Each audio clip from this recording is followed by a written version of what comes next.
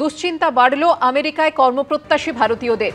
H-1B ভিসাকে আরও দামি করে দিলেন আমেরিকার প্রেসিডেন্ট ডোনাল্ড ট্রাম্প। এবার থেকে এই ভিসা পেতে হলে গুনতে হবে $1 লক্ষ মার্কিন। আমেরিকায় কাজ পেতে প্রচুর ভারতীয় যান। ট্রাম্পের এই সিদ্ধান্তের ফলে সমস্যায় পড়তে চলেছে ভারতীয় তথ্য প্রযুক্তি সংস্থাগুলিও। এই মুহূর্তে আন্তর্জাতিক সম্পর্ক বিশেষজ্ঞ রাজাগোপাল ধর চক্রবর্তী টেলিফোনে রয়েছেন আমাদের সঙ্গে। রাজাগোপাল বাবু, ভারতীয়রা যারা সে দেশে কাজ করতে যান এখন থেকে H-1B ভিসা পেতে গেলে $1 লক্ষ মার্কিন গুনতে হবে। ভারতীয় তথ্য প্রযুক্তি সংস্থা বা ভারতীয়রা যারা সেখানে কাজ করতে চান তাদের জন্য চাপ তো মারাত্মক বেড়ে গেল। হ্যাঁ, দেখুন, এই যে $1 লক্ষ যে ফিটা দিতে হবে, এটা ফার্স্ট টাইম যারা ঢুকছে তাদের কোম্পানিগুলো, যে সমস্ত কোম্পানি তাদেরকে হায়ার করছে তাদেরকে দিতে হবে, এবং যারা অলরেডি কাজ করছে তাদের জন্য নয়। এবং প্রায় 150টা মতন ইন্ডিয়ান কোম্পানি সেখানে আছেন। প্রচুর ইন্ডিয়ান স্টার্ট আপ যারা যাচ্ছে তারা অধিকাংশ ইন্ডিয়ান লোককেই নেয়। এবং H-1B ভিসার একটা হচ্ছে কি যে বড় সংখ্যা হাইলি স্কিল প্রফেশনাল নেওয়া হয়, তার প্রায় 70 থেকে 72% ইন্ডিয়ানসরা যায়।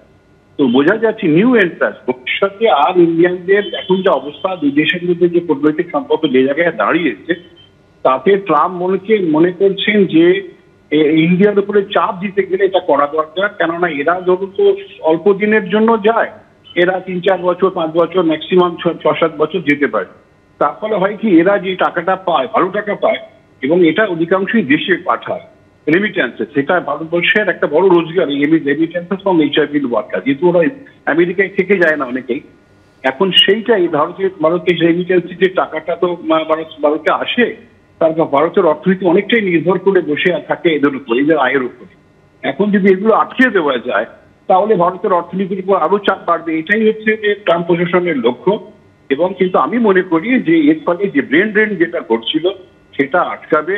ভারতবর্ষে যদি যারা নেতৃত্বে আছেন, দেশের অর্থনীতি এবং দেশের যে রাজনীতি যারা নেতৃত্বে আছেন, তারা যদি এই সুযোগটাকে কাজে লাগাতে পারে, ঠিক আছে, আমরা আর ব্রেন ড্রেন হতে দেবো না। আমাদের দেশে আরো কি করে নতুন প্রযুক্তির মাধ্যম দিয়ে, হ্যাঁ, এই কম্পিউটার টেকনোলজি, ডিজিটাল টেকনোলজি, আরো সফটওয়্যার, এগুলোকে আরো কি করে ডেভেলপ করা যায়, আমরা সারা বিশ্বকে নেতৃত্ব দেবো।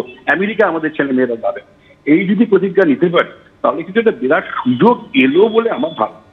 অনেক ধন্যবাদ আপনাকে। প্রধানমন্ত্রীর সফরের পরেই মণিপুরে জঙ্গি হামলা, নিহত অসম রাইফেলসের 2 জওয়ান, 5 জন আহত হয়েছেন এই জঙ্গি হামলায়। অসম রাইফেলসের কনভয়ে জঙ্গিদের এলোপাথারি গুলি চালানোর ঘটনা। নাম্বল সাবার লেইকেই এলাকায় জাতীয় সড়কে হয় এই জঙ্গি হামলা। প্রধানমন্ত্রী নরেন্দ্র মোদীর সফর আর তারপরেই মণিপুরে জঙ্গি হামলার ঘটনা। এই ঘটনায় নিহত অসম রাইফেলসের 2 জওয়ান, 5 জন আহত হয়েছেন জঙ্গি হামলায়।